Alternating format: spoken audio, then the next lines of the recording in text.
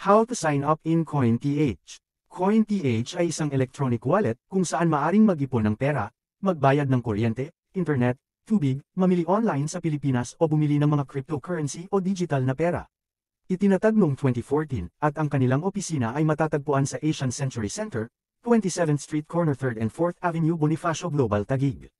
Kadalasan may inilulunsad ang CoinTH na mga promo kung saan maaring bumili at mag-hold ng cryptocurrency at magbibigay ng 5% weekly interest. Magpapauli ka pa ba sa ganitong uri ng promo? Kaya mag-sign up na sa CoinTH. Paano? I-download lang ang kanilang application, nasa description ng video ang link to download the app.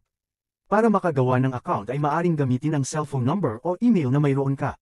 Para ma-verify ang email or phone number na ginamit ay may mare-receive kang email or text kung saan mayroong 6 digits code na kailangan ilagay sa application.